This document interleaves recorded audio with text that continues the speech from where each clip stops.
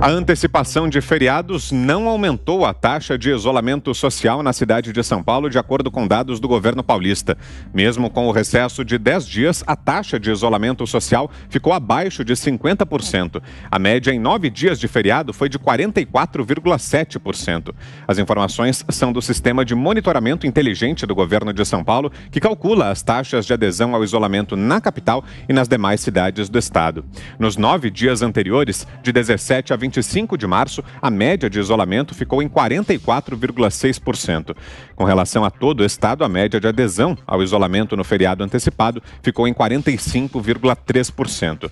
Nos dias do recesso, o dia com a maior taxa de isolamento social foi o dia 28, um sábado, quando a taxa chegou a 50%.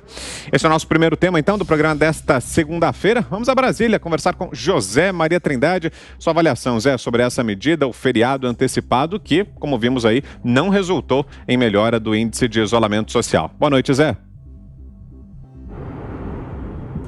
E a semana decolando por aqui. Muito boa noite, Vitor. Boa noite, Fiuza. Boa noite, Ana. Boa noite a todos. Olha, já está comprovado de que o povo não aceita mais um confinamento como se fosse gado de uma forma arbitrária e sem saber exatamente onde é que vai dar.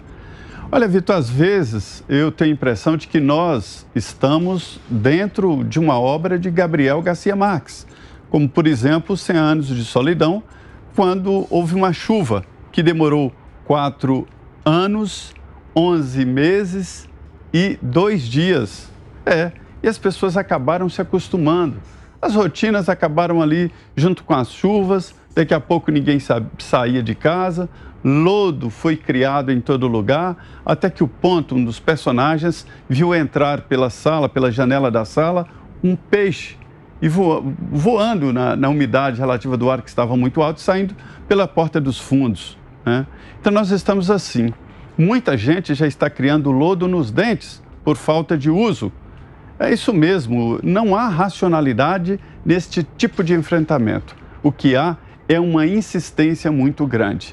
Eu acho que o isolamento social não tem absolutamente nada a ver com esse trancamento geral, lockdown ou toque de recolher, principalmente definindo horas, porque o vírus não tem hora para atuar, ele não sabe, ele não tem relógio. É preciso que as autoridades digam com sinceridade para o povo: nós não sabemos o que está acontecendo. Esse vírus enganou a todos nós e juntos encontraremos fórmulas para resistir, para sobreviver.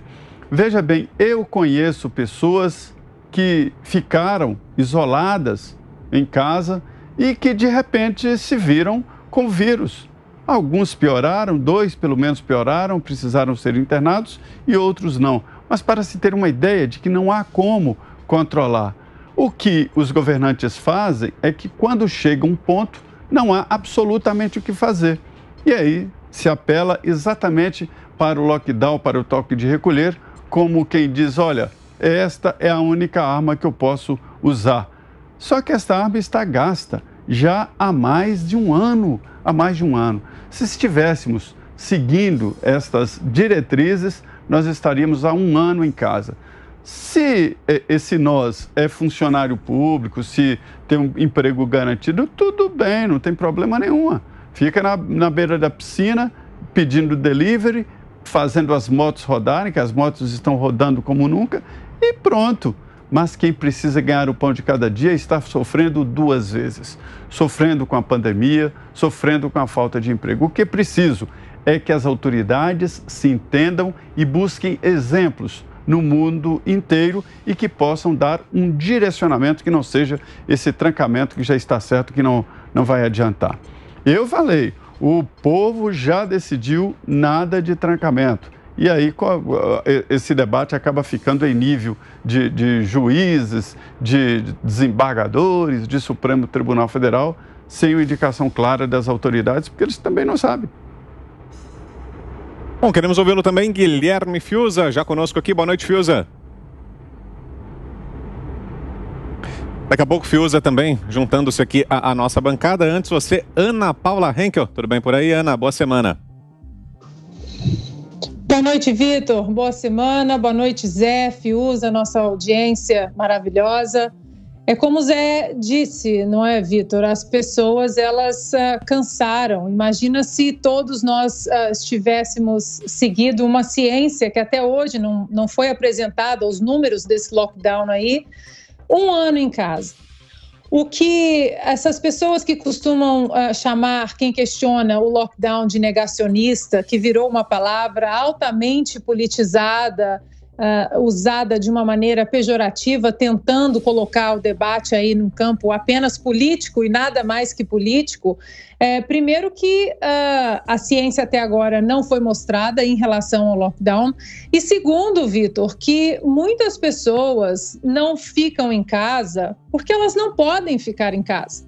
Elas precisam trabalhar de manhã para garantir a refeição da noite.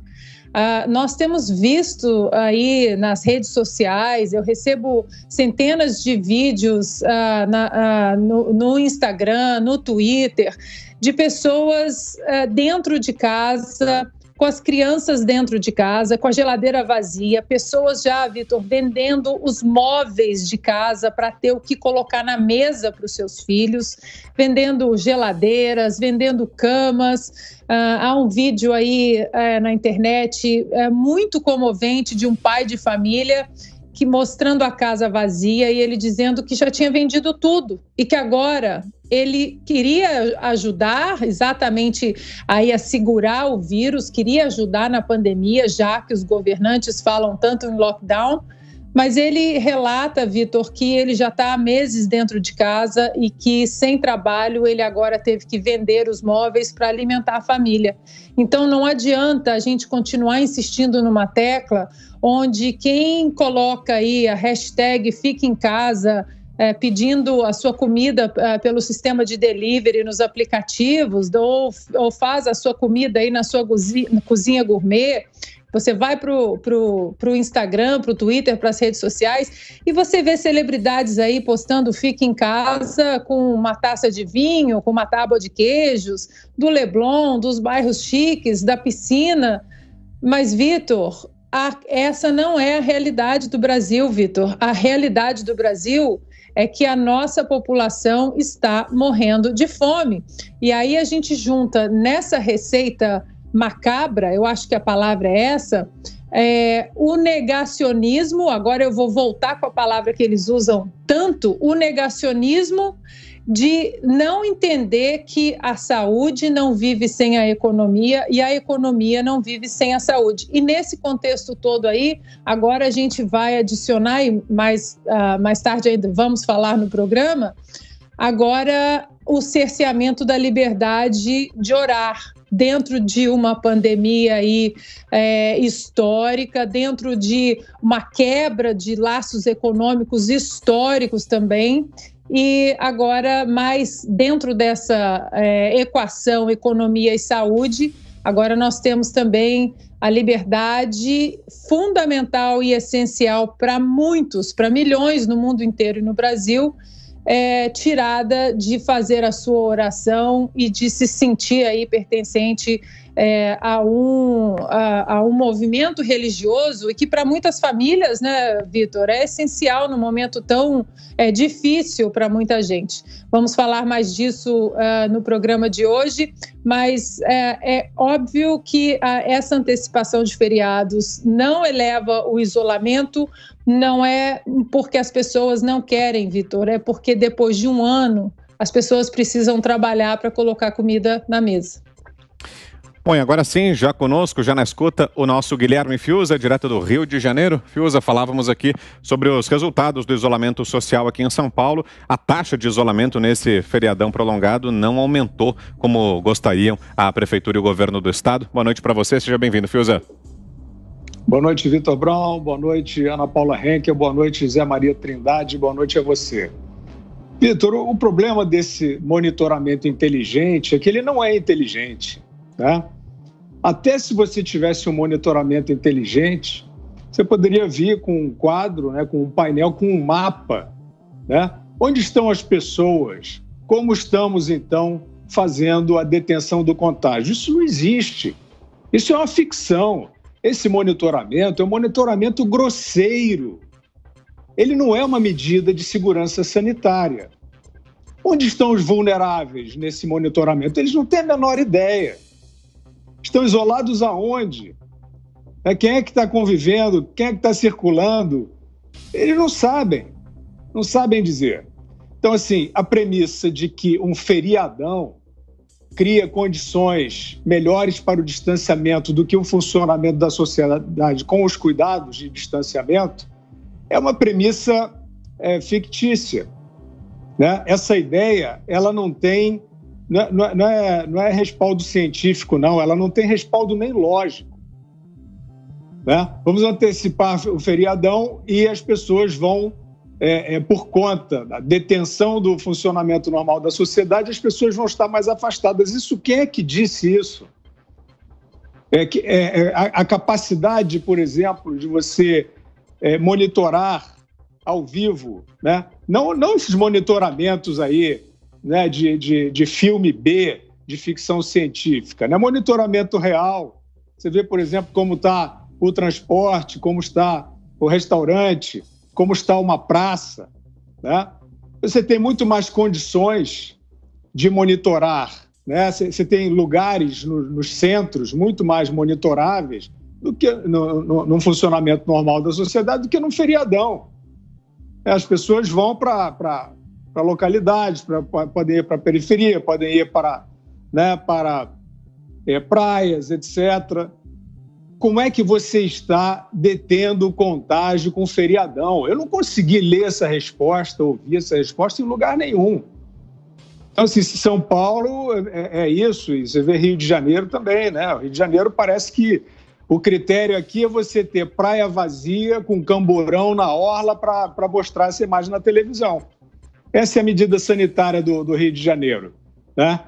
Porque você tem academia de ginástica aberta, funcionando, o ambiente fechado, cheias, academias cheias, ficaram cheias vários dias, e você proíbe de ir à praia, onde você poderia, como já foi feito pelo prefeito anterior, que era péssimo, segundo o prefeito atual, ele já fez isso.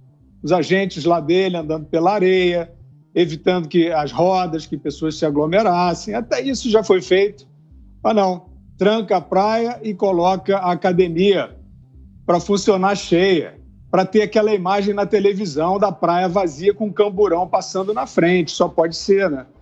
Então, a gente está diante de medidas que são alegadamente de segurança sanitária, que não trazem nenhuma segurança sanitária, que não trazem nenhuma indicação de bloqueio de contágio, e eles não mostram isso, né? Nós já tivemos, por exemplo, o movimento de escolas abertas em São Paulo, fazendo um trabalho que é quase heróico, que é a sociedade civil, na ausência da racionalidade do poder público, ela vem, como veio, né, como tem vindo o movimento Escolas Abertas, trazendo dados de estudos de pesquisa científica, né, sobre a forma de contágio, sobre os grupos mais atingidos, mais vulneráveis, como funcionar a escola, criaram um protocolo, a sociedade fazendo, porque a sociedade ficou desamparada pelo poder público. Então, o que a gente vê, a gente vai falar aí mais ao longo do programa, é que essas medidas de suposta segurança sanitária contra a Covid não podem mais ficar na mão de prefeitos, não. Infelizmente, é a constatação que a gente faz.